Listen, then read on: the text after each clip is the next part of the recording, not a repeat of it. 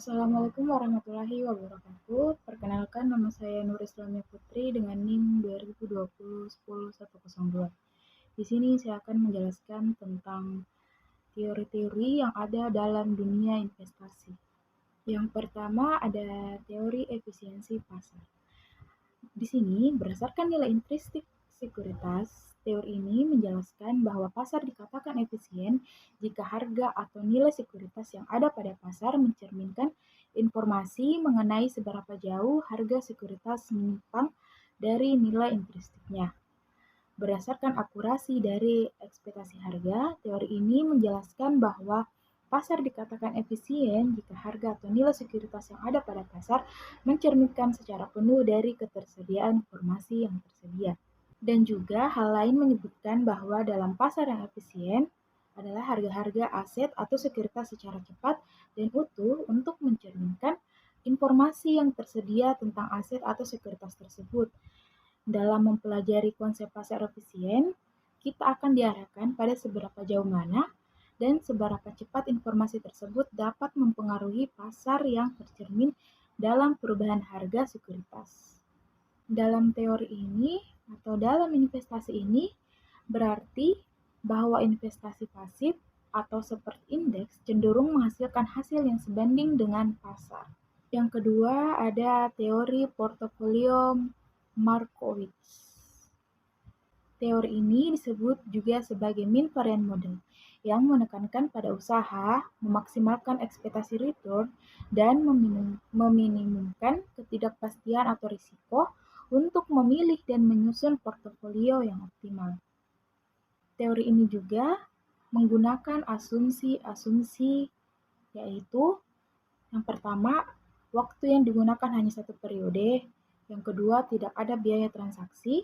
Yang ketiga, preferensi investor hanya didasarkan pada return, ekspektasi, dan risiko dari portofolio.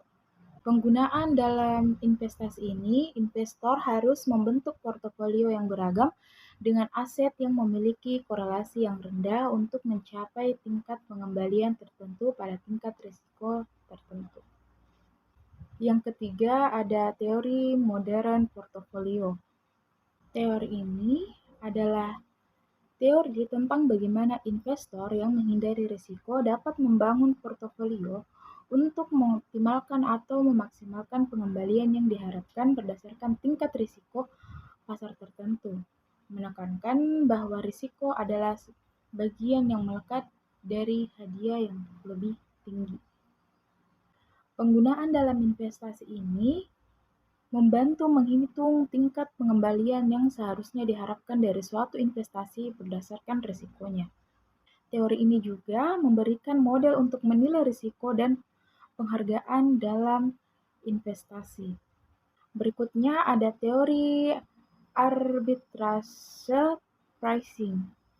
Teori ini beroperasi dengan model penetapan harga yang memperhitungkan banyak sumber risiko dan ketidakpastian. Berbeda dengan capital asset pricing model yang hanya memperhitungkan satu faktor dari tingkat risiko pasar secara keseluruhan.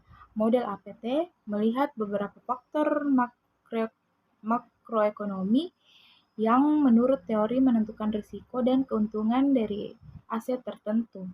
APT menyarankan agar investor melakukan diversifikasi portofolionya, namun mereka juga akan memilih profil risiko dan imbal hasil masing-masing berdasarkan premi dan sensitivitas faktor risiko makroekonomi. Penggunaan dalam teori ini menyatakan bahwa penghargaan untuk risiko dalam investasi dapat dijelaskan oleh beberapa faktor. Dan juga ini membantu dalam pengukuran penghargaan risiko dan membantu investor dalam membuat keputusan investasi yang lebih cermat. Berikutnya ada teori behavioral finance. Teori ini mempelajari bagaimana manusia secara aktual berperilaku dalam sebuah penentuan keuangan, khususnya mempelajari bagaimana psikologi mempengaruhi keputusan keuangan perusahaan dan pasar keuangan. Behavioral finance mengasumsikan investor bahwa dalam sebuah keputusan didasarkan dengan emosi, sosial, dan psikologi. Gunaan dalam investasi ini membantu menjelaskan perilaku investor yang tidak selalu rasional. Berikutnya ada teori nilai investasi atau value investing. Teori investasi adalah cabang ilmu ekonomi yang mempelajari bagaimana individu dan institusi membuat keputusan investasi. Ini mempertimbangkan faktor-faktor seperti tingkat suku bunga, tingkat inflasi, risiko, dan tingkat imbal hasil yang diharapkan dari berbagai alternatif investasi. Sederhananya, investasi adalah aktivitas menempatkan dana pada instrumen tertentu yang memiliki potensi pertambahan nilai. Instrumen tersebut bisa berbagai jenisnya, berupa saham, investasi obligasi, hingga emas atau investasi tanah. Berikutnya ada teori dividen dan teori keagenan. Teori ini menjelaskan bahwa kebijakan dividen dapat mengurangi arus kas bebas yang tersedia. Perusahaan dengan tingkat arus kas bebas yang tinggi seharusnya membayar dividen yang tinggi pula. Free cash flow sering menjadi pemicu adanya perbedaan kepentingan antara pemegang saham dengan manajer. Teori agensi merupakan pengorbanan yang timbul dari hubungan keagenan apapun, termasuk hubungan dalam kontrak kerja antar pemegang saham dan manajer perusahaan. Penggunaannya, teori dividen membahas distribusi dividen oleh perusahaan kepada pemegang saham. Teori keagenan mengkaji konflik kepentingan antar pemegang saham dan manajemen perusahaan dalam pengembalian keputusan mengenai dividen dan kebijakan korporat lainnya. Teori keagenan juga merupakan teori yang mendukung pengaruh perencanaan pajak pada nilai perusahaan.